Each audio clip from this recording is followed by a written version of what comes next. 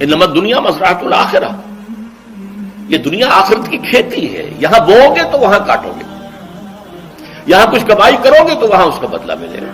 اس اعتبار سے دنیا بہت بڑی حقیقت ہے، ایک ایک لمحہ بہت بڑی قیمتی شے ہے، لیکن اگر یہ دنیا تمہیں آخرت سے غافل کر دے تو اس سے بڑا دھوکے باز اور کوئی نہیں۔ یہ اصل دجال ہے۔ میں نے تقریباً 60 برس کی عمر کو جب میں پہنچا تھا تو موت کا انتظار شروع کر دیا تھا۔ میرے قریبی احباب کو معلوم ہے، میں کہتا رہا، یہ بھی کہتا رہا کہ بھائی میں اپنے حصے کا کام کر چکا ہوں، جتنی صلاحیت اللہ نے دی تھی، جتنی بھی میرے اندر استعداد تھی، میں اس کو بھرپور طریقے پر استعمال کر چکا ہوں۔ دم واپسی برسر راہ ہے عزیز و اب اللہ ہی اللہ ہے، یہ میرا معاملہ رہا ہے 60 برس کی عمر سے۔ اس کے بعد اللہ نے مزید 14 برس دیے ہیں، یہ نافلۃ لک کے درجے میں کہتا ہوں، اس کا اللہ کا عطیہ خصوصی ہے، نفل ہے، ہمیشہ کہتا رہا ہوں۔ مصنون زندگی تو 61 برس ہے ہمارے حساب سے۔ علامہ اقبال کے بارے میں سنا ہے کہ رویا کرتے تھے کہیں میری عمر حضور کی عمر سے زیادہ نہ ہو جائے۔ وہ 6 مہینے کم ہی رہی ہے حضور کی عمر سے۔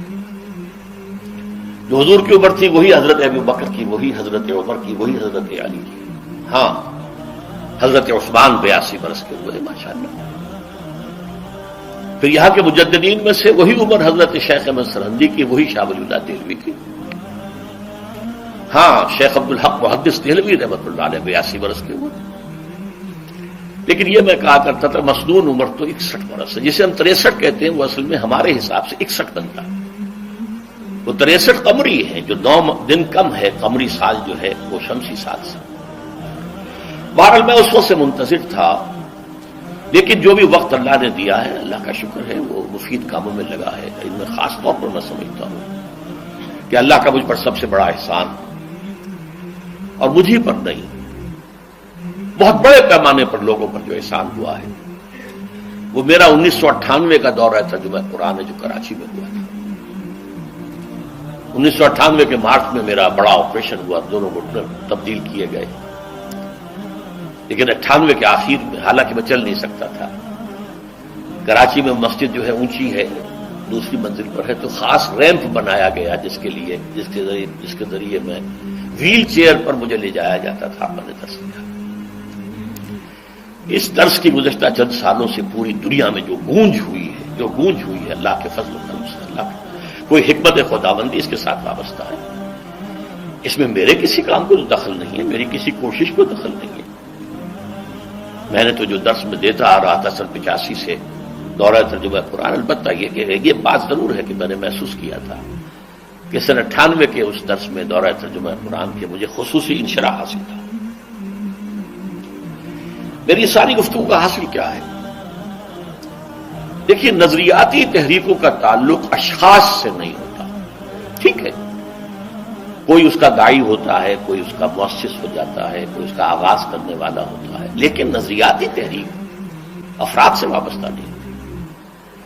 افراد آتے چلے جاتے ہیں اپنا اپنا حصے کا کام کر کے، جس کو جتنا مقدر ہے، جتنی اللہ تعالیٰ کی طرف سے توفیق ہے، وہ اپنا کام کرے گا، چلا جائے گا۔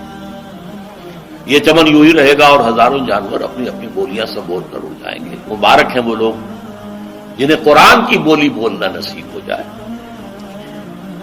وَإِنْ يَحْسَبُ أَنِّي مِنْهُمْ، مجھے گمان ہے، اللہ کا فضل ہے کہ میں ان میں سے ہوں، میں نے قرآن کی بولی بولی ہے، اور قرآن مجید کو جیسا کہ وہ ہے ایز اٹ از،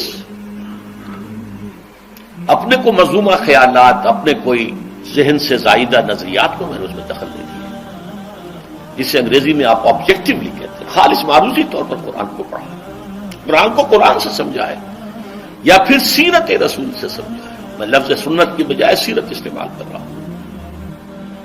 قرآن مجسم حضور تھے صلی اللہ علیہ وسلم، اور حضور کی سیرت اور حیات جو ہے وہ قرآن مجید کی اصل تفسیر ہے۔ یہ حقیقت بھی بہت کم لوگوں کے علم ہے۔ وہ احادیث کا نام تو لیتے ہیں، احادیث بھی ہے، سیرت بھی تو احادیث ہی سے ہمیں ملتی ہے، لیکن میں خاص طور پر سنت یا حدیث کی بجائے سیرت کروں۔ اس کے بعد قرآن کی 2 سورت